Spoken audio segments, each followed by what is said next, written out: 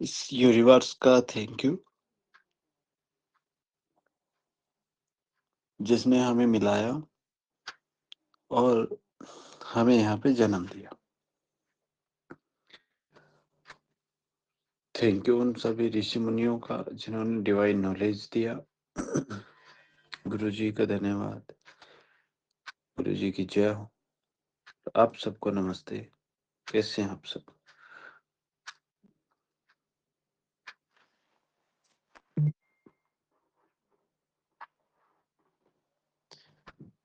सब ठीक ठाक है।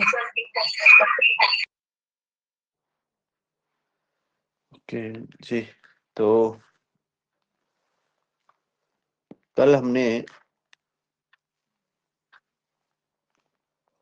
वात के बारे में जाना था।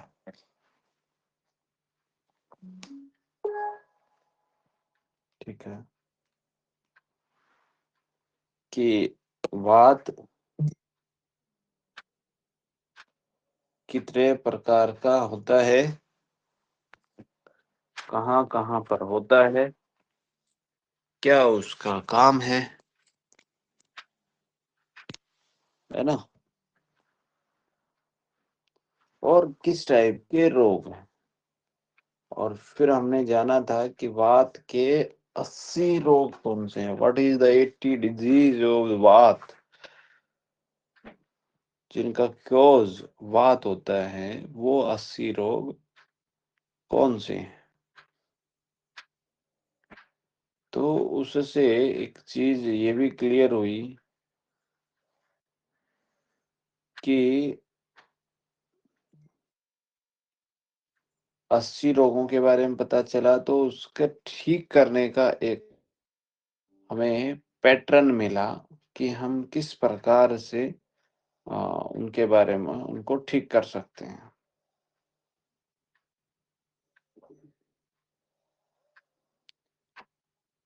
ठीक है। और वात की एक विकृत नाड़ी होती है, वो विकृत गति। वो विकृत गति हम पहले ही जान चुके हैं, जिसको बोलते हैं जलों का गति। ठीक है। जलों का गति मतलब कि जो लीच होती है वो गति, लीच मोमेंट आप इसे कह सकते हैं, लीच मोमेंट।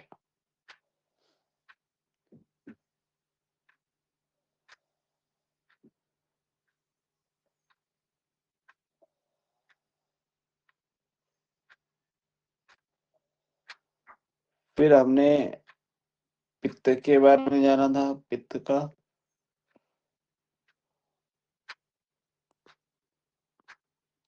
कि पित्त के लिए भी हम पहले बात कर चुके हैं, शायद 2 गतियों के बारे में।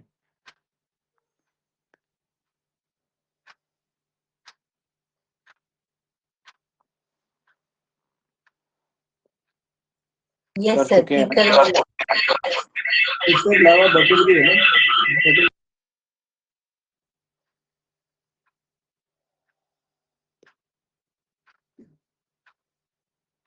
एक तीतर गति और दूसरा बताओ। लवा सर, तीतर गति और लवा गति।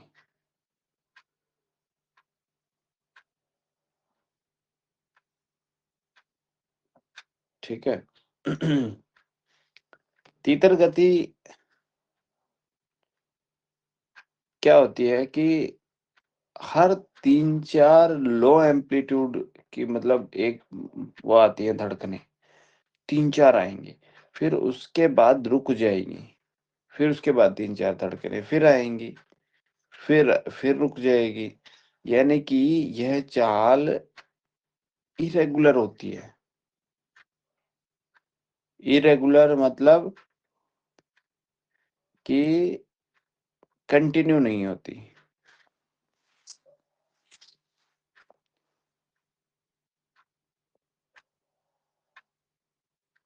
तीन चार गति चलेगी, फिर रुक जाएगी, चलेगी, फिर रुक जाएगी। ठीक है।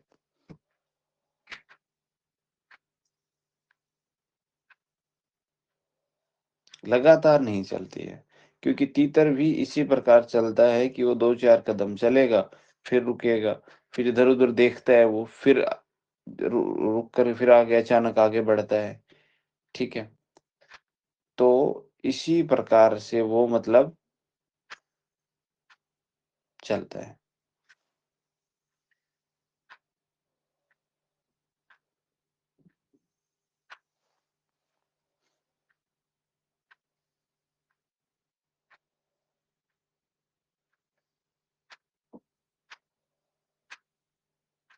ठीक है? और ये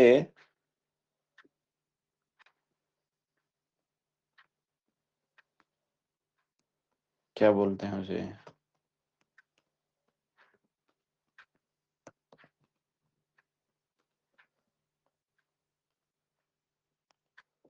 अ, पित्त की उँगली पे मिलती है, ठीक है? और इससे रोग क्या होते हैं? मतलब अल्सर, अल्सर इन फूड पाइप, ठीक है? अल्सरेटिव कोलाइटिस और ड्यूडेनल अल्सर, गैस्ट्रिक अल्सर और जो है उसको अ,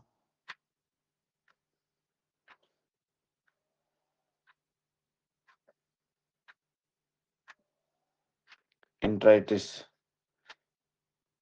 पुराना अपच, ठीक है? पुराना अपच हो किसी को, अ, कभी भूख लगना, कभी ना लगना, कभी पेट साफ होना, कभी ना होना, कमजोरी, थकान, वजन कम हो रहा हो, ठीक है?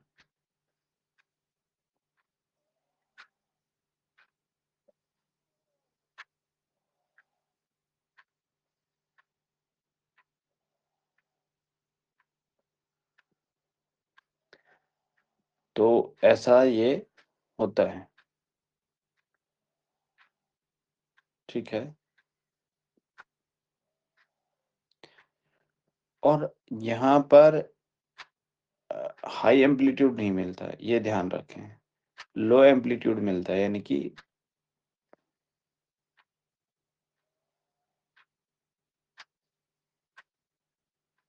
तीतर देखा होगा ना सबने? नहीं देखा है? पैट्रीज़ की यूट्यूब पे वो डाल के देखना कि पैट्रीज़ मतलब कैसे चलता है ना?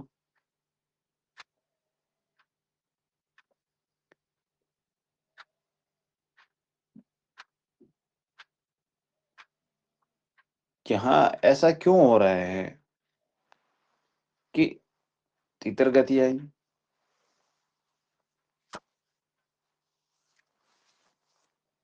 यहाँ पर यह चाल अन्नवाह स्रोतस में पुराना बिगड़ा हुआ पित्त है। अन्नवाह स्रोतस में। देखो, यहाँ पर 2 चीज़ें हैं। पित्त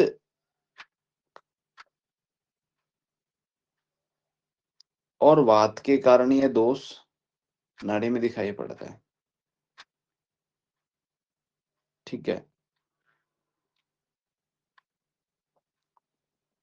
अब इसमें क्या होता है कि जो पित्त होता है, पित्त का जो मतलब प्रकृति है, वो कैसी है कि स्फुरण करती है। स्फुरण मतलब कि वो कूदती है और थोड़ी हीट भी देती है, थोड़ी क्या मतलब हीट तो होता ही है उसमें, पित्त में, ठीक है? और जब कूदेगा तो वो तेज़ शुरुआत के साथ कूदता है, करता है। लेकिन पित्त पुराना और क्षीण है, इसलिए पूरा फ्लो नहीं बना पाता, क्योंकि पुराना पित्त बिगड़ा हुआ है ना, लंबे समय से अपच है।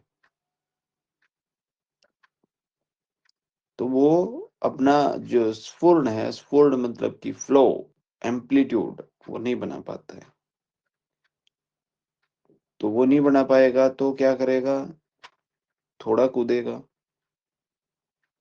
अब वात का भी इसमें रोल बताया गया है कि वात और अग्नि के कारण ये जो है पित्त नाड़ी में दिखाई पड़ता है। ठीक है, क्योंकि ये दोनों बराबर बलवान होते हैं। दोनों बराबर बलवान होते हैं तो पित्त भाई साहब का तो हमें समझ में आया कि वो पुराना है और क्षीण है। क्षीण मतलब कमजोर हो गया है। ठीक है, ऐसा समझो कि कोई व्यक्ति पहलवान था, तब उसके पास जान थी उसके शरीर में, तो अच्छे से कूदता था, अच्छे से कुश्ती लड़ता था। अब वो जैसे जैसे कुश्ती लड़ते लड़ते लड़ते क्या हो जाएगा? बूढ़ा हो जाएगा, क्षीण हो जाएगा। तो अब वो उसका फ्लो, कुश्ती लड़ने का, उसका दांव मारने का, किसी पहलवान को पटकने का, वो फ्लो नहीं रहता। तो वह हल्का हल्का करेगा। ठीक है। अब उनको क्या कर दिया, वो एक तो बूढ़ा हो गया पहलवान, अब एक वात दोष आ गया, वात भाई साहब आ गए। वात क्या करता है? अब उन उसी पहलवान को कोई दूसरा व्यक्ति होता है, वो उसको रोक देता है, रुक भाई रुक रुक, तू बूढ़ा हो गया है। या किसी रस्सी से बांध देता है, या उसने जो लंगोट बांध रखा है वो उसको बार बार चुभ रहा है, वो उसको बार बार क्या कर देता है? रोक देता है, उसको तोड़ देता है। ठीक है। तो बीच बीच में कट कट की आवाज आती है कि रुक भाई रुक, अरे रे रे रोक भाई, इस ये गिर जाएगा, इसको ये लग जाएगी, ऐसे मत कर। समझ रहे हो? तो उससे उसकी कंटिन्यूटी, मतलब वो एक तो बूढ़ा है बेचारा, मेहनत करके कंटिन्यूटी बनाता है। और बात भाई साहब बीच में बोलने वाले जो लोग हैं वो उसको फिर से रोक देते हैं, तो वो कुश्ती नहीं लड़ पाता है।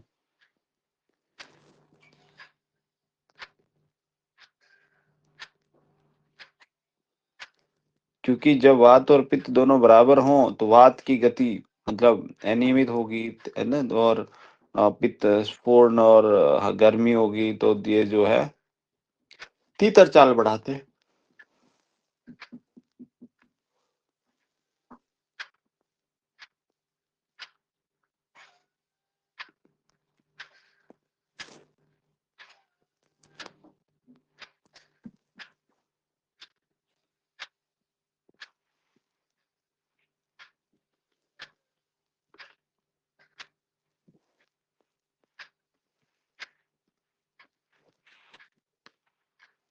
समझ में आया कि नहीं आया?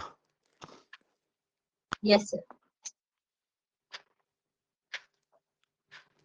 या और मतलब एग्जाम्पल और बताया जाए?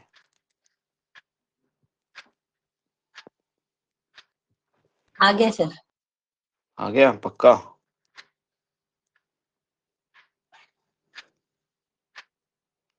कोई यस सर। व्यक्ति कोई व्यक्ति यदि लंबे समय से फास्टिंग कर रहा हो ना, अब वो क्या करेगा? ज्यादा चाय कॉफी पिएगा। फास्टिंग कर रहा है तो भोजन अनियमित होगा उसका। ऐसे व्यक्ति को भी क्या मिलता है? तीव्र गति मिलती है। क्योंकि उसका पित्त पहले तो भड़केगा, फिर वो कभी टूट जाएगा, कभी कुछ होगा, मतलब कभी अग्नि तेज हुई, कभी मंदी हुई, तो ऐसे में उसको कुछ टाइम बाद ये चीजें हो जाती हैं। ठीक है।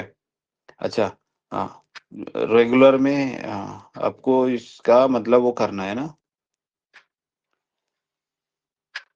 तो अगला था लवा, बटेर। मैं दोबारा से रिपीट करवा रहा हूँ ये। ठीक है, कल बात का भी रिपीट कराया था। मैं इसलिए रिपीट करवा रहा हूँ कि अभी दो तीन लोग नहीं थे बीच में, तो उनका रिपीटेशन हो जाए और आप सबका रिवीजन हो जाए और उनका। तो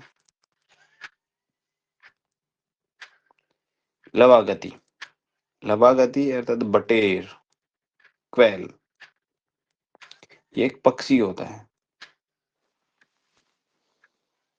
तो जो लवा पक्षी होता है ना, वो फुदक-फुदक कर चलता है। फुदक-फुदक के। फुदक-फुदक के मतलब कि लवा पक्षी को हम देखेंगे ना, ना तो वो तेज़ उछलेगा और ना ही उसकी अचानक से गिरावट होगी। यानी कि धीरे से ऊपर आता है और धीरे से नीचे जाता है।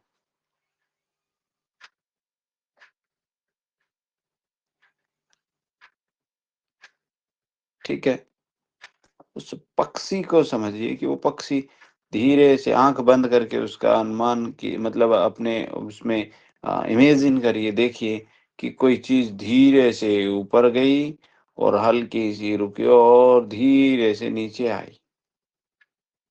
शार्प नहीं, वो हल्की-सी ऊपर गई और नीचे आई। जैसे कोई पक्षी है, वो धीरे से ऊपर गया और नीचे आया। उसी प्रकार आप नाड़ी को फ़ील करिए कि नाड़ी धीरे से ऊपर गई, आँख बंद करके धीरे से ऊपर गई और वहाँ पे थोड़ा-सा रुकी। आपको ये फ़ील धी रुकी और आ गई, रुकी, नीचे आ गई, ऊपर गई, रुकी और थोड़ा नीचे आ यही है लवा गति। मतलब ऊपर शार्पनेस नहीं मिलती।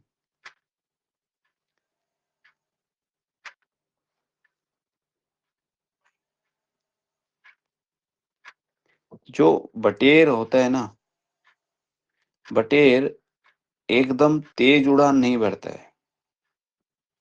छोटे-छोटे उछाल लेते हैं और हर एक उछाल पर वो रुकता है।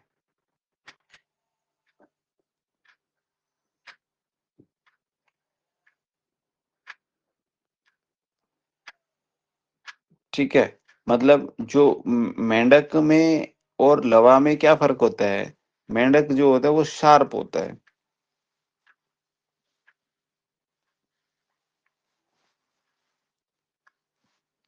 और लवा जो होता है वो ब्लंट होता है। मतलब हम जैसे पहाड़ पर तुरंत चढ़े और उतर गए तुरंत। लेकिन लवा क्या करता है, वो चढ़ेगा, फिर रुकेगा और उतरेगा।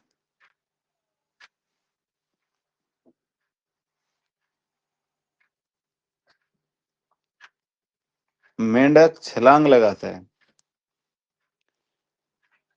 बटेर फुदकती है। और यदि हम ऐज की बात करें, तो ऐज में मेंढक गति युवा अवस्था में मिलती है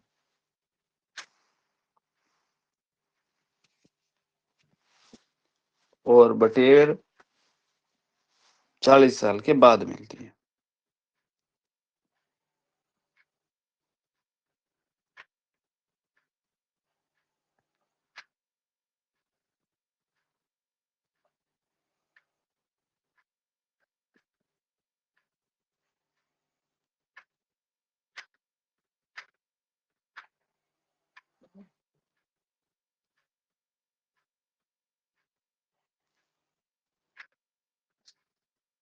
बात आई समझ में?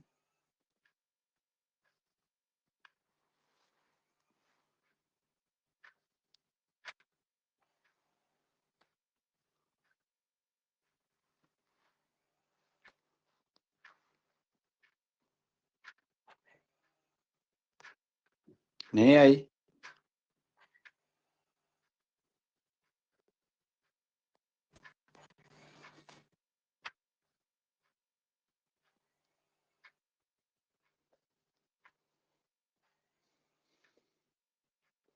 ऐसा होता क्यों है कि ये 40 वर्ष के बाद ही क्यों दिखती हैं?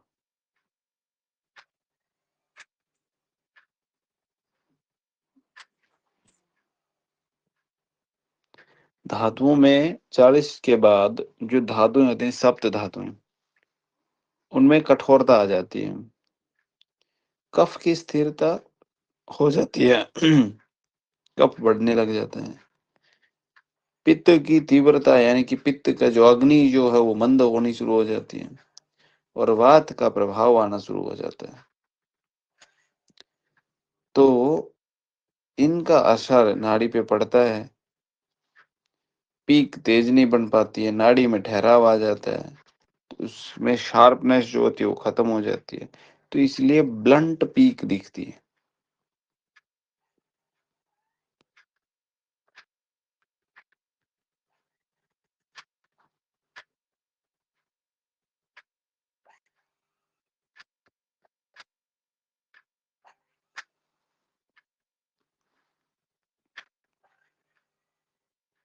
और मेल में ये जो है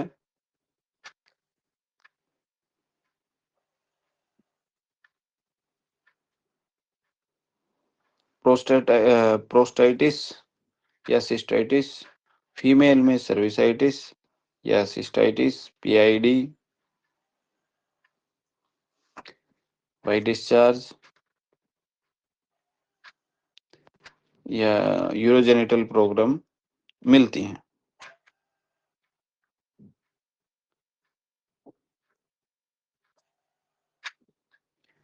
अपनी नाड़ी को आप तीनों उंगलियां रखिए, लेफ्ट हैंड पर राइट हैंड की उंगलियां रखिए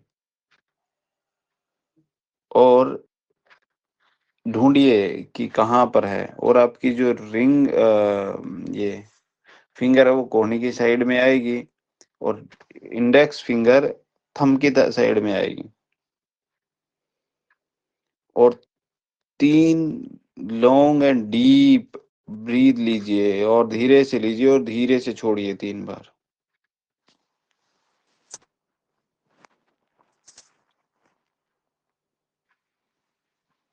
जब भी नाड़ी चेक करते हैं तो ध्यान रहे कि मतलब उसकी हाथ पर जो ये कलावा वगैरह धागा या कुछ बांध लेते हैं वो ना हो। ठीक है। और मैंने आपको जगह मैंने बताई थी,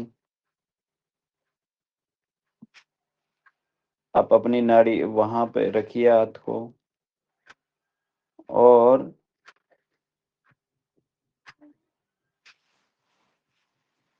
आंख बंद करके सुपरफिशियली यानी कि धीरे से रखिए उंगलियों को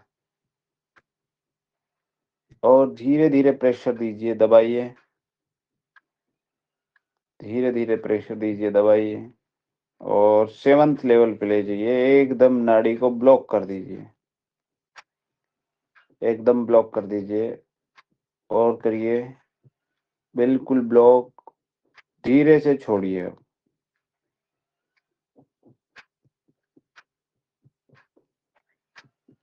अब आपको कहीं टच मिल रहा होगा, पित्त पर फील करके देखिए मिल रहा है क्या।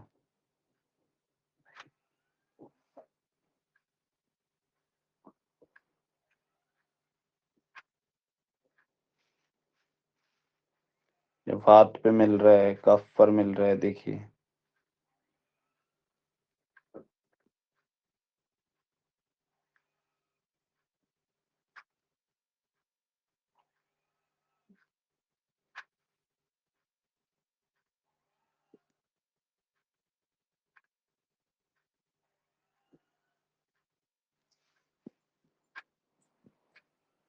और उसमें जो मिल रहा है उसमें भी कहाँ मिल रहा है, डिस्टल एंड पे, मिडल पर, प्रोक्सिमल पे।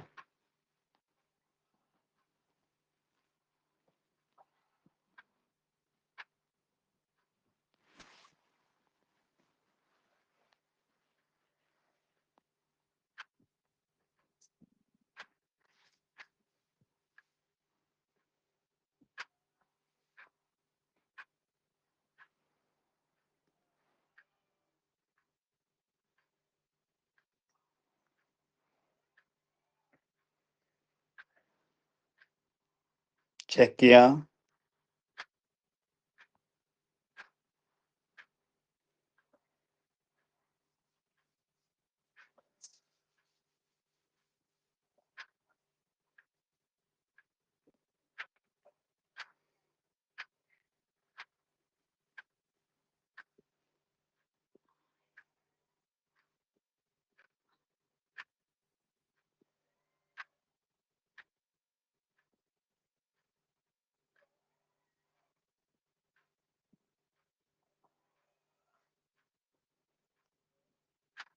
मेरी आवाज नहीं आ रही क्या?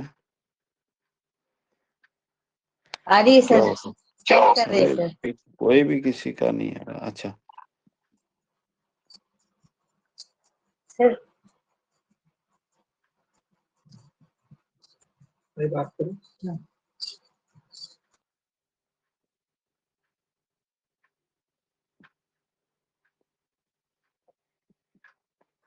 नमस्कार सर।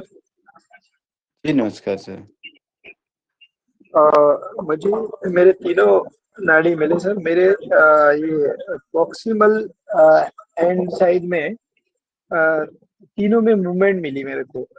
तीनों तीनों नाड़ी का जब जोर से दबाया था तो ये कफा साइड में वहीं पे ज्यादा कर रहा था। हल्का सा छोड़ा तो फिर तीनों में ये प्रॉक्सिमल साइड में अ, नाड़ी का मूवमेंट मिला। और ये जो मैं अपना पित्त वाला है जो इतना शार्प नहीं मिला, ब्लंट टाइप से मूवमेंट फीलिंग हुई है मुझे। प्रोक्सिमल पर। हाँ, तो प्रोक्सिमल साइड आप में थोड़े तीनों से में फील हुई। तीनों तीनों को तीनों फिंगर में प्रॉक्सिमल साइड में ही फीलिंग हुआ है। मैं तीनों में, बात में भी, पित्त में भी, ये कफा में भी। अच्छा, तो प्रोक्सिमल का मतलब है कि कफ है, और कफ के गुण जो हैं वो आप देखिए। जी सर। आप में है कि नहीं है। कफ के गुण आप मैच करके देखिए, अपनी प्रकृति आप जान जाएंगे आप। मतलब कफ 3 है ना, और पित्त भी है। वात का आपने बताया नहीं, पता नहीं चला।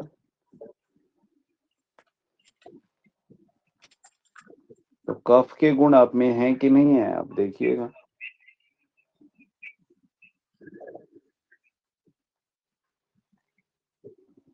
कफ ओके सर। महसूस करते हैं क्या आप?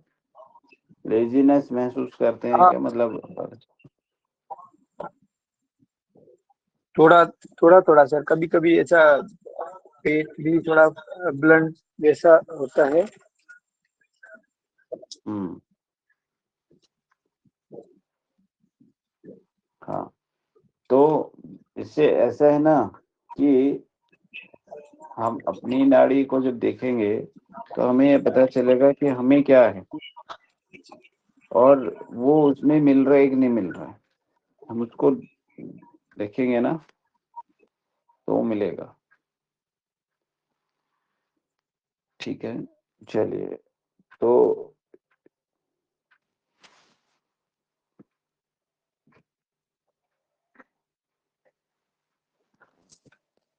प्रेमा जी, कलाई, ये क्या, कलाई से कि बाजू से? हाँ, आप जब चेक कर रहे थे तब नहीं दिखा हमें प्रेमा जी कि जो कलाई जो हमारी है, वहाँ एक अंगुष्ठ प्रमाण जगह छोड़ करके एक अंगूठा, ठीक है, उतनी जगह को हमें छोड़ देना है। मतलब यहाँ पर एक हड्डी है, अंगूठे से नीचे आएंगे तो, और उसके बाद एक गड्ढा है। तो ऐसा बताया गया है कि अंगुष्ठ प्रमाण जगह, लेकिन कुछ कुछ लोगों में अंगुष्ठ प्रमाण के नीचे नहीं मिलती, तो हल्की ऊपर नीचे आप करके देख लीजिए वहां पे। जी हाँ।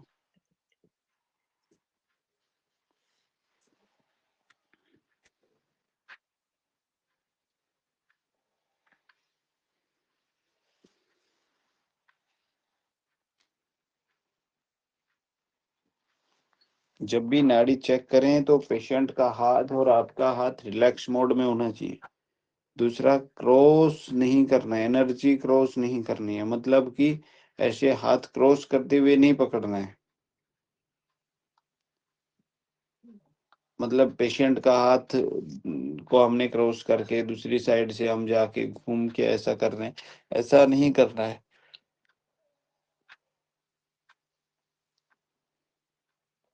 ठीक है, चलिए।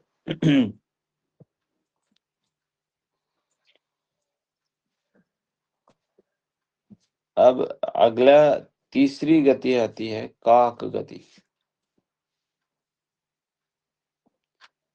नोट कर सकते हो, काक गति अर्थात क्रो।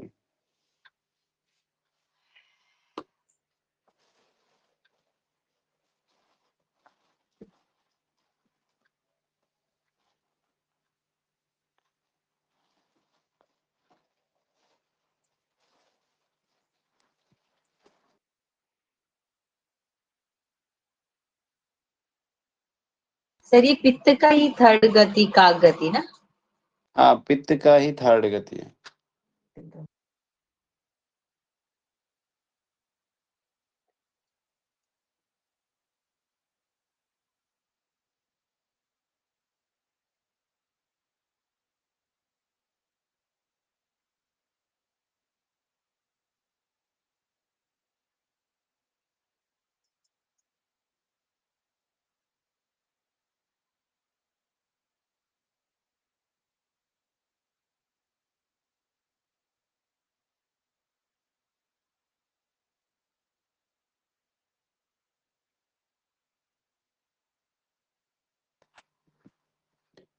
तो ये इसका काक गति जो होती है कौवे की गति।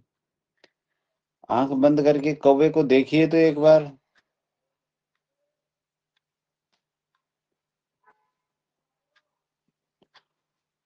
कौवा कैसे उड़ता है? कौवा जब उड़ता है तो वो एक साइड झुक करके उड़ता है, ऐसे सीधा नहीं उड़ता है, एक साइड झुकेगा थोड़ा सा, एक साइड में झुकता है, और वो तब वो उड़ता है। और जब वो उड़ता है तो हल्का जर्क दे के उड़ता है, ऐसे एक साइड झुक करके चलेगा और थोड़ा जर्क दे के उड़ेगा। सीधी चाल नहीं होती कौवे की, आप देख लीजिए, याद कर लीजिए उसको, अपने दिमाग में मेमोराइज कर लीजिए, उसको एक बार रिवाइज कर लीजिए, रिवाइज।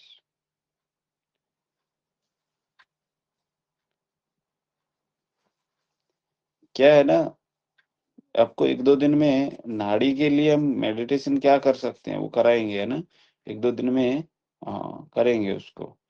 तो जो भी गति है उसको आंख बंद करके फील करना है।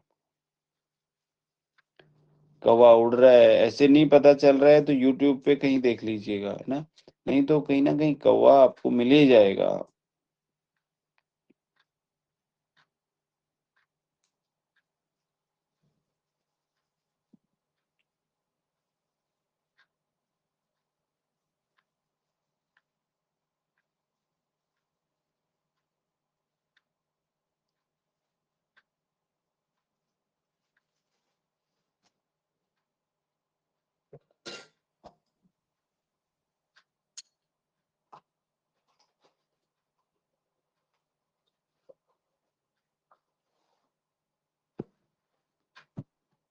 किया सबने?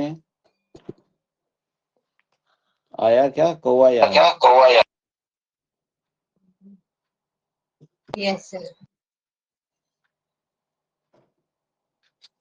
अच्छा, चलिए, अभी हम बात करते हैं कौवा धीरे एक साइड में झुक करके चलेगा, जर्क दे करके चलता है, अर्थात पित्त की ही गति है। यह है पित्त की ही गति है। तो पित्त की गति है तो जी, पित्त की गति में तो मंडूक भाई साहब मिलने चाहिए थे,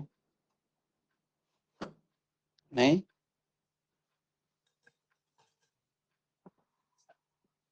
अब मंडूक गति मिलनी चाहिए थी, लेकिन यहाँ तो कौवा घुस गया। अब क्या होगा, दोनों के लक्षण दिखेंगे कि नहीं दिखेंगे?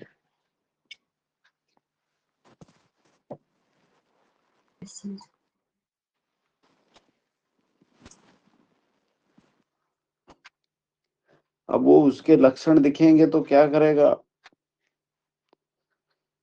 कि नाड़ी क्या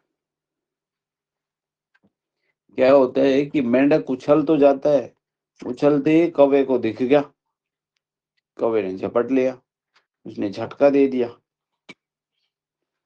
मतलब मेंढक उछला ना, तो कौवे को दिखाई दिया, और वो जैसे ही उल्टा जा रहा था, मतलब नीचे जा रहा था, कौवे ने पकड़ लिया। और अब पकड़ा तो झटका तो लगेगा। मेरा कहने का मतलब ये है कि नाड़ी ऊपर उछली, लेकिन जैसे नीचे उतरती है, तो जैसे आपकी स्मूथ नीचे उतर रही है वैसे नहीं उतरती है। वो उछलती हुई तो महसूस होगी, लेकिन नीचे उतरेगी ना, तब एक जर्क लेती है, नोच बनाती है, झटका मारती है नीचे उतरते समय।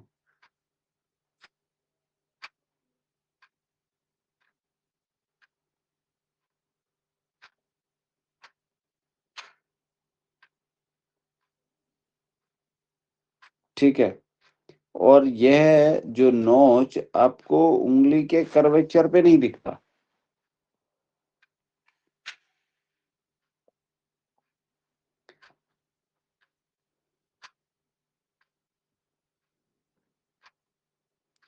ये ब्लड फ्लो के डायरेक्शन में मिलता है।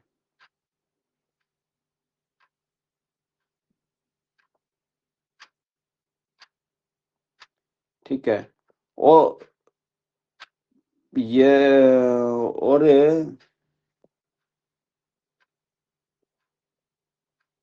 मतलब है कि आप जो नाड़ी आप देखेंगे मिडल पर, तो ऊपर उछली तो, लेकिन नाड़ी की पूरी वेव को महसूस, मतलब आप करेंगे ना, तो उतरते समय भी वो दिखती है, लेकिन ऐसे काक गति में जब उतरेगी तो आपको उठेगी तो शार्प, लेकिन जैसे ही नीचे जाएगी तो उसमें थोड़ा-सा झटका बाहर की साइड में आप देखेंगे कि हल्का-सा, मतलब उतर रही थी तो थोड़ा-सा कुछ झटका-सा लग के उतरी।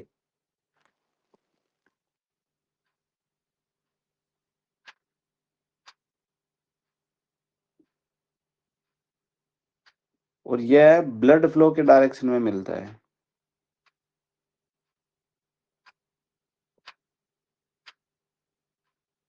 लेकिन यदि वाल्व में प्रॉब्लम है, तो नोच, ये जो झटका है, ये फ्लो के ऑपोजिट डायरेक्शन में मिलेगा।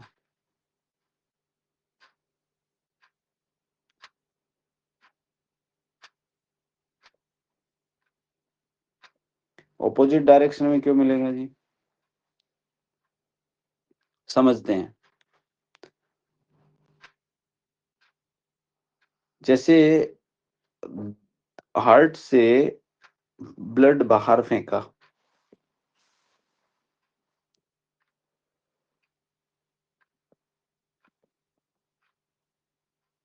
तो उसमें वाल्व लगी होती हैं, दरवाजे हैं, मतलब ऐसा मान लो। और उसने बाहर फेंक के उसका दरवाजा पूरी तरह से बंद नहीं होता है।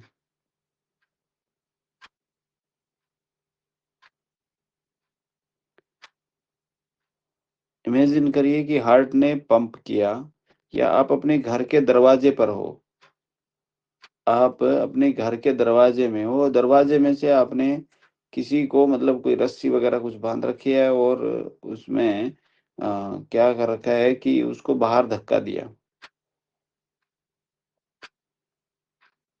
कोई सामान है, बाहर धक्का दिया, आप दरवाजा बंद कर रहे हो, लेकिन आपसे दरवाजा पूरी तरह बंद नहीं हुआ, तो क्या वो वापिस झटका मारेगा कि नहीं मारेगा जब पूरी तरह दरवाजा बंद नहीं होगा तो?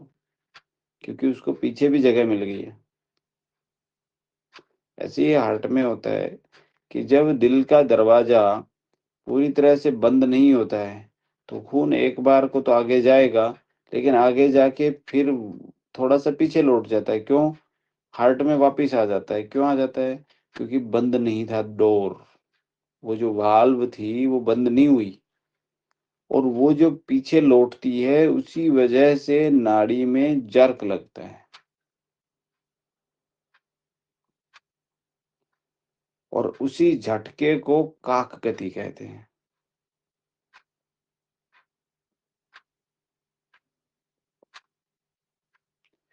और ये इंडिकेट करता है कि उसको एरोटिक वाल्व में प्रॉब्लम है।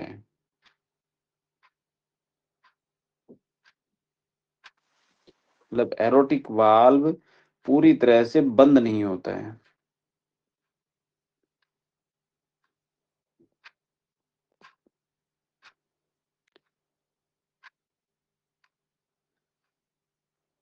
ऐसा कह सकते हो कि हार्ट रिलेटेड प्रॉब्लम है।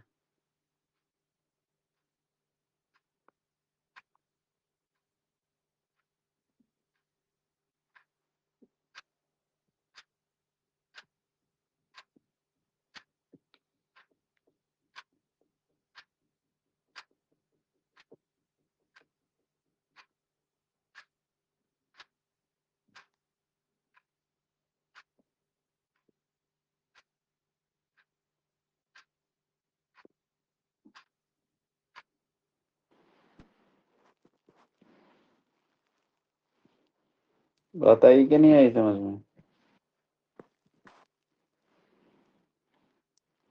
यस।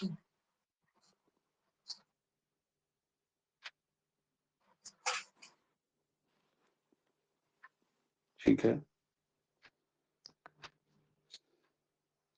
और जब भी तो इसमें मतलब वाल्व ठीक से क्लोज नहीं होते हैं, उसको बोलते हैं एरोटिक रिग्रेगेशन।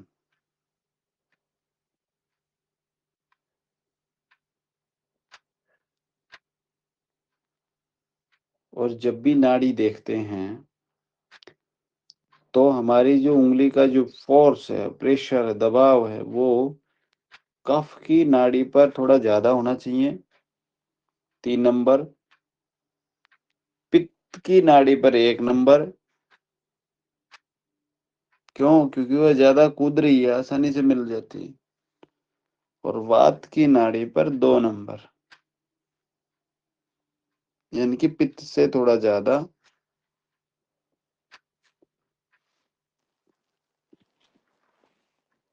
ऐसा होना चाहिए। तो ये आपकी काक गति हुई।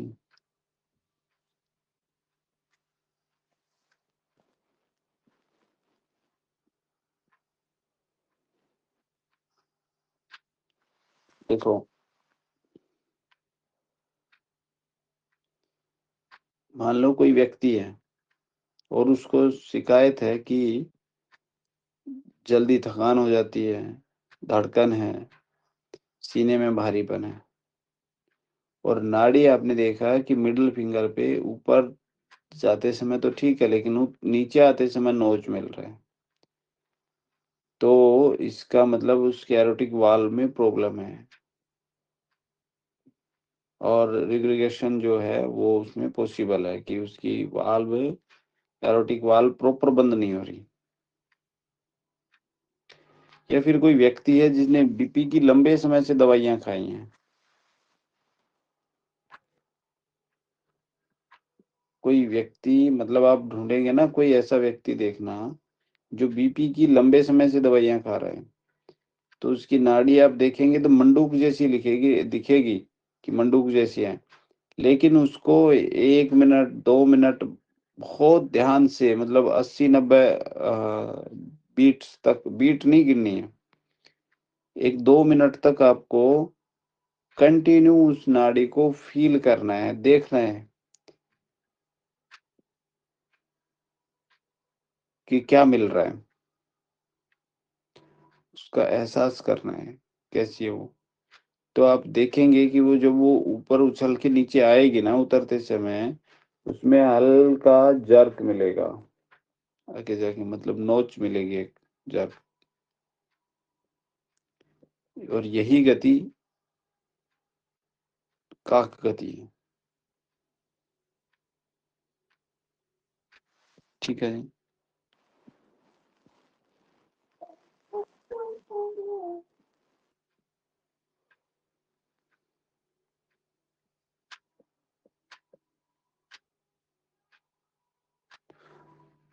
अगली गति है पित्त की उष्ट्र गति।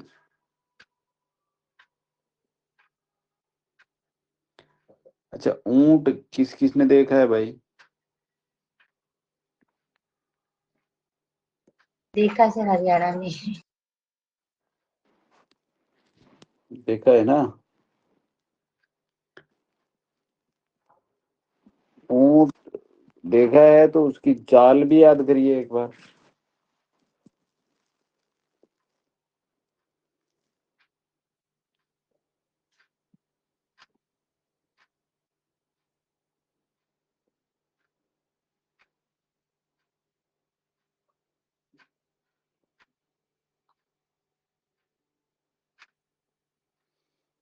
ऊंट की पीठ पर कुबड़ होता है, हम्प होते हैं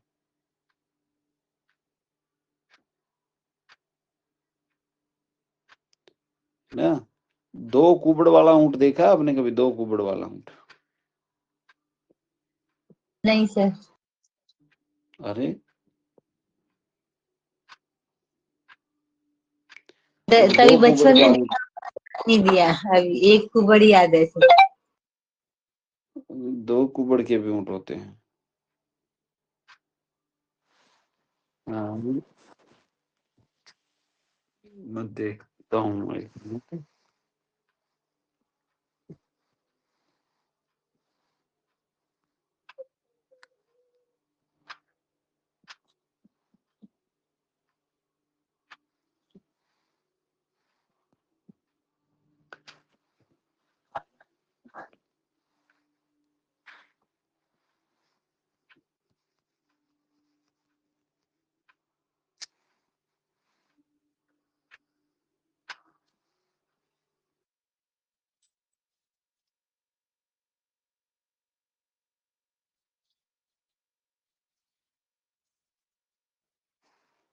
मिला आपको डबल है, दो कुबड़ वाला ऊंट?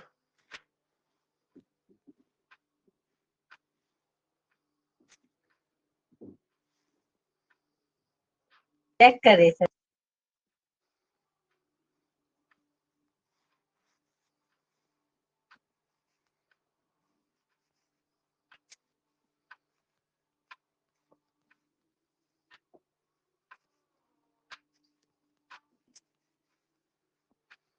डालिए ना, दो कुबड़ वाला camel. Yes sir. Bactrian camel कहते हैं इसको।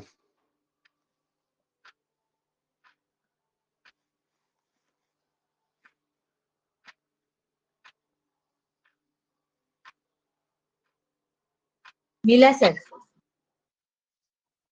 मिला ना?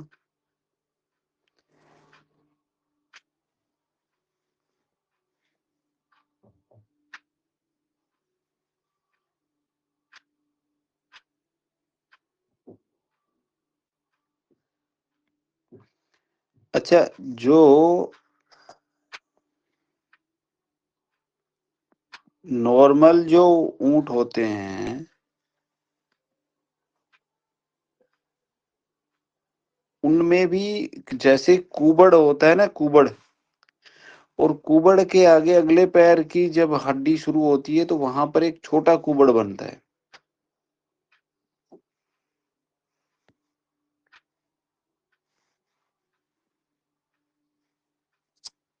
मैं वहां भेजता हूँ, एक बार ग्रुप में भेजता हूँ, देखिएगा।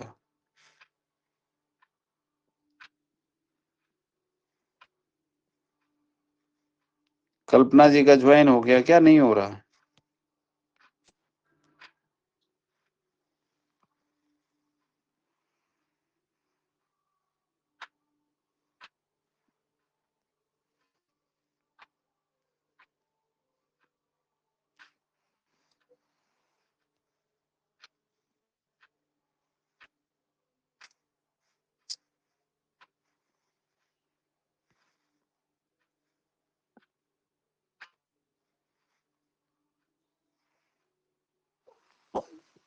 देखो, मैंने ग्रुप में भेजा है।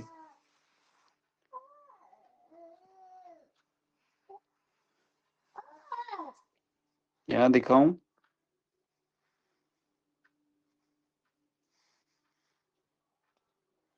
देख लिए सर? यहाँ शो हो रहा है, दिख रहा है आपको? अभी तक नहीं दिख रहा। ब्लैंक दिख रहा है, अच्छा।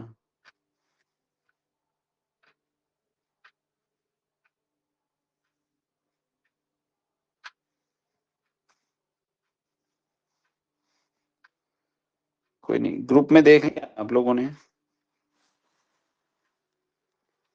देख लिया सर ग्रुप में। या नहीं देखा? हाँ,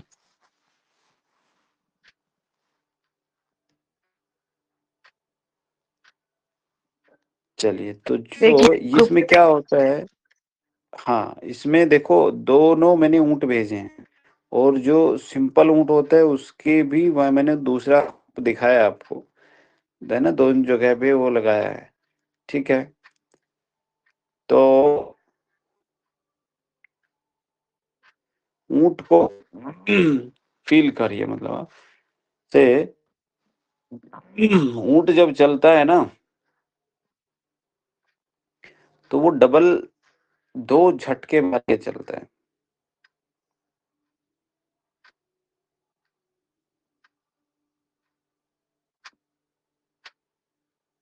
ठीक है, 2 उभार होते हैं उसकी पीठ पे, है ना। तो पहला उभार आप देख रहे हो कुछ तीखा है, मतलब तीवर है, और दूसरा थोड़ा सा मतलब उभार कम लेकिन मोटी जगह है वो।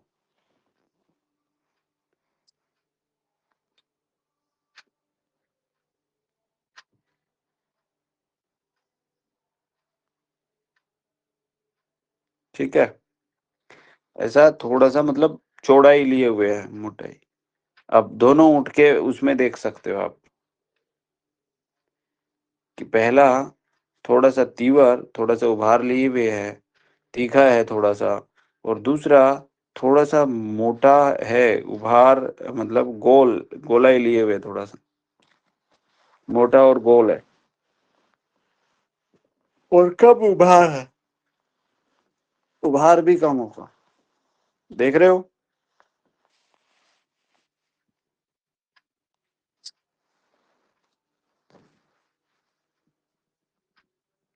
देख पा रहे हो कि नहीं देख पा रहे हो?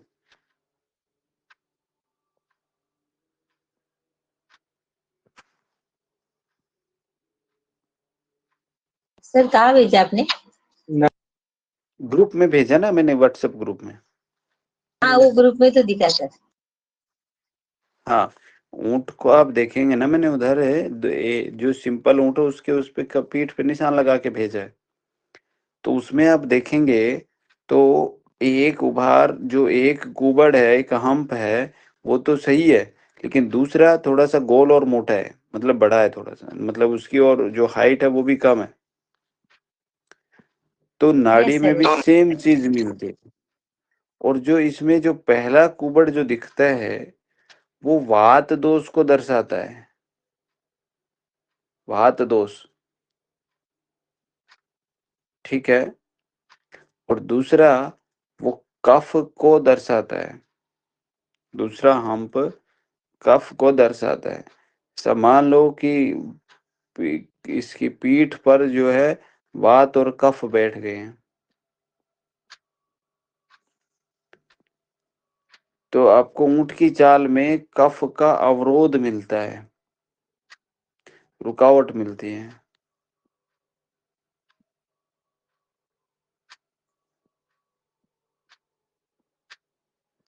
और यह गति हृदय में कफ प्रकुपित, मतलब जो है ना, कफ के कारण है, जो प्राण वायु अवरुद्ध हो रही है उसमें मिलती है। इस स्थिति में पेशेंट के प्राण जाने के खतरा होता है। किसी को उष्ट्र गति मिल रही है, तो यानी कि उसको प्राणों का खतरा है। मतलब इसमें क्या होता है कि वात तो अपनी गति देता है, उभार देता है, स्पाइक देता है, लेकिन कफ भारी है तो फ्लो को रोक देता है। ठीक है, और यही उष्ण गति है। मतलब जब आप इंडेक्स फिंगर, ये सॉरी मिडल फिंगर रखेंगे ना, तो मिडल फिंगर पर अब आपको तो हार्ट की प्रॉब्लम नहीं है, लेकिन किसी को यदि हार्ट की प्रॉब्लम होगी तो उसको मिडल फिंगर पे आपको डबल स्पाइक मिलेगा, 2 स्पाइक मिलेंगे। ठीक है, कैसे कि एक तो आएगी मतलब मंडूक, यानी कि एक स्पाइक, और वो नीचे नहीं जाएगी प्रॉपर, वो दोबारा से दूसरी आ जाएगी, मतलब 2 स्पाइक दिखेंगे आपको। लेकिन उन दोनों के बीच हल्का झटका मिलेगा आपको, जैसे एक स्पाइक आई और हल्का सा नीचे गई लेकिन तुरंत ऊपर आ गई।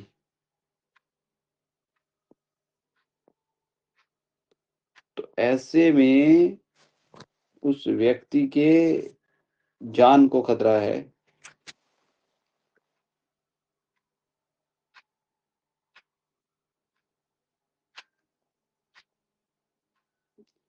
इसमें क्या है कि हृदय जो क्षेत्र है उसमें कफ का जमाव है, तो प्राण वायु का जो फ्लो है वो रुक रहा है, प्राण वायु ठीक से सर्कुलेट नहीं हो पा रहा है।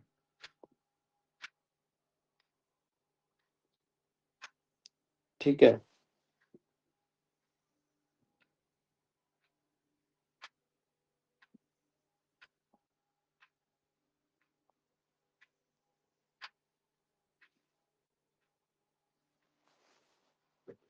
तो प्राण ही सर्कुलेट नहीं होगा तो भाई क्या होगा, खतरा है कि कफ और जमा दिया तो क्या और जम गया,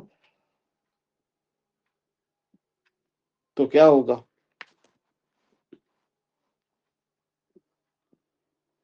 इसमें क्या होता है, हमने जो पीछे जो गति पढ़ी थी काक गति, उसमें तो क्या हो रहा था कि वाल्व प्रॉपर बंद नहीं हो रहा था,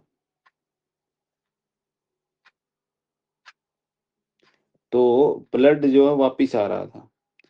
और इसमें क्या है कि वाल्व प्रॉपर बंद वो खुलता नहीं है। उष्ण गति में एरोटिक वाल्व प्रॉपर खुलता नहीं है, क्योंकि एरोटिक से ही बाहर जाता है, तो उसमें वो प्रॉपर खुलता नहीं है, तो मतलब हार्ट अपना तो जोर लगाता है, जोर तो लगाया उसने, लेकिन उस जोर का क्या हुआ कि वो वाल्व नहीं खुली। वाल्व नहीं खुलेगी तो क्या हो जाएगा, मतलब प्रॉपर से सही से बाहर नहीं जाएगा।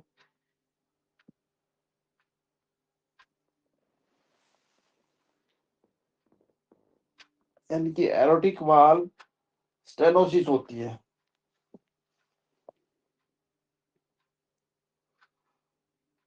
और ऐसे में माइट्रल वाल्व में प्रॉब्लम मिल सकती है, वाल्वुलर वाल्व में भी मिल सकती है, ट्राइस जो ट्राइक ट्रिस्टेड होती है उसमें भी मिल सकती है, पल्मोनरी में भी मिल सकती है। यानी सर ये कि क्रो वाला स्पीड में वॉल का प्रॉब्लम है मीन्स ना। हाँ, क्रो और उस्ट्र दोनों में हार्ट से रिलेटेड प्रॉब्लम है।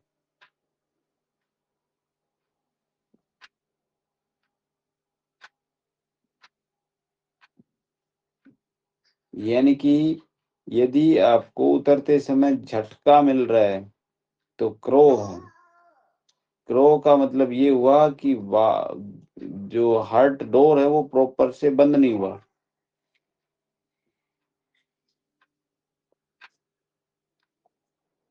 ऐसा समझते हैं देखो कि कोवा जो है ना वो चोर होता है ना, होता है कि नहीं होता। अच्छा, जैसे ही दरवाजा यदि बंद नहीं हुआ थोड़ा खुला रहा तो चोरी कर ले जाएगा कि नहीं कर ले जाएगा? मतलब डोर बंद नहीं हुआ तो कौवे की चोरी निश्चित है। ठीक है, तो यानी कि करो गति।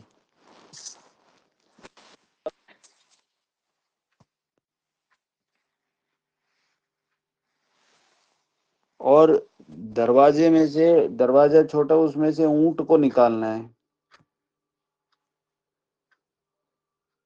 तो दरवाजा प्रॉपर नहीं खुलेगा तो ऊंट कैसे निकलेगा प्रभु?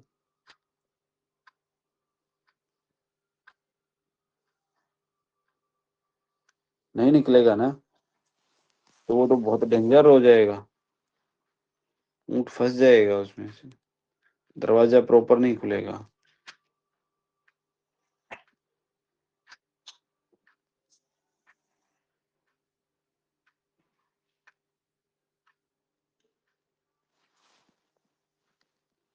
क्या होता है कि नाड़ी जब एक बार तेज उछलती है,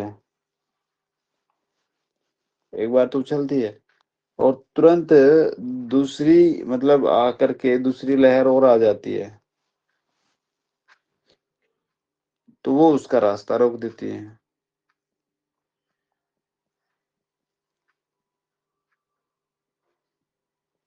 यही उष्ट्र गति है।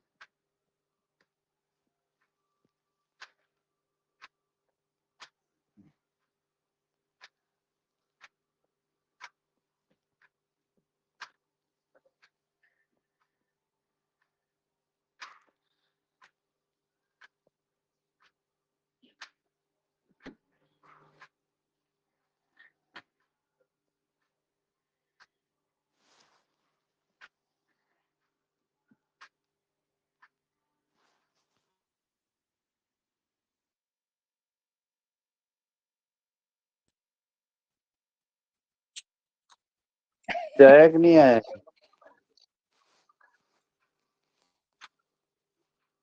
क्या कह रहे हो भक्ता बहादुर जी?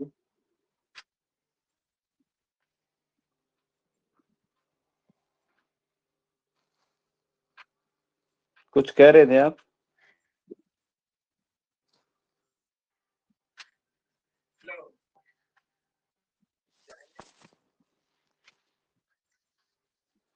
अच्छा, जर्क मतलब होता है ऑब्स्ट्रक्शन।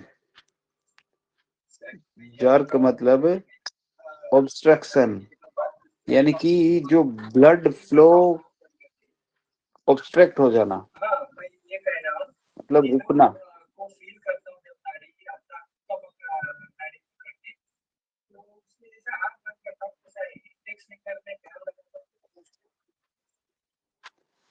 और इस ऑब्स्ट्रक्शन में मतलब मिडल फिंगर पे जो है ना पित्त है, तो वहां पर है तो उसमें ब्लड फ्लो का रुक जाना। और यदि यही जर्क आपका कफ में है यानी कि रिंग फिंगर में है, तो वहां पर क्या होता है कि जो लिम्फेटिक चैनल है, लिम्फ, उसमें ऑब्स्ट्रक्शन होना, यानी कि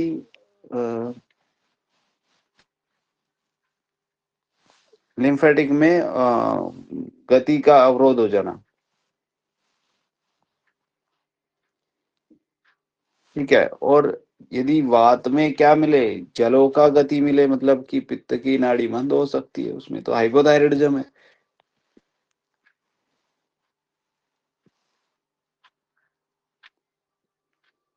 यानी कि वात में गड़बड़ मिली तो उसकी, और यदि पित्त की नाड़ी पे ऑब्स्ट्रक्ट मिल रहा है, मतलब रुकावट मिल रही है, तो आ, ये दोनों ध्यान देना है कि यदि पित्त की नाड़ी पे मिल रहा है तो इसका मतलब है कि ब्लड फ्लो में रुकावट है कहीं।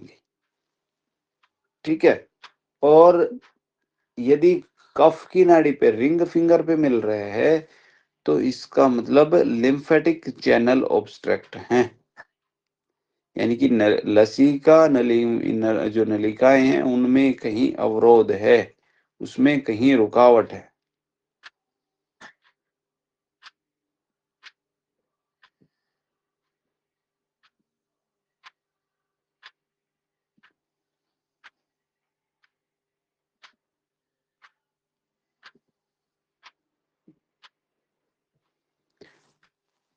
कफ की नाड़ी जो होती है उसकी सामान्यतः गति बहुत मंद होती है, ठीक है, कफ की नाड़ी, क्योंकि हंस जैसे मतलब खींच के चल रहा हो ना, घसीट के चलता है ना, ऐसे बहुत स्लो स्लो चलता है। और यदि मान लो कफ की नाड़ी मिल ही नहीं रही, किसी का कफ की नाड़ी मिल ही नहीं रही है, तो कफ का क्षय होगा और वात की वृद्धि होगी।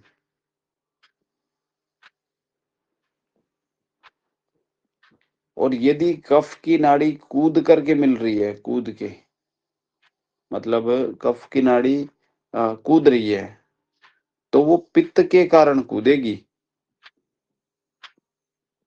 कफ की नाड़ी कभी कूद नहीं सकती, यदि कूद रही है तो पित्त के कारण कूदेगी, क्योंकि पित्त उसको कुदा रहा है।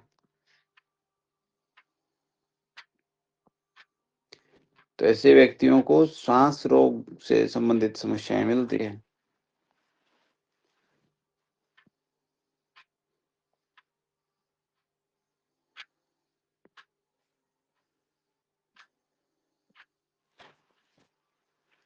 ठीक है जी। तो आप लोग जो है ना, जो ये पक्षी जो हैं, इनकी गतियां जरूर देख लिया करो यूट्यूब पे खोल के, और जो है इनको देख लिया करो कैसे चल रहे हैं ये, कैसे नहीं चल रहे हैं, ठीक है। तो उससे आपको ये एकदम क्लियर हो जाएगा।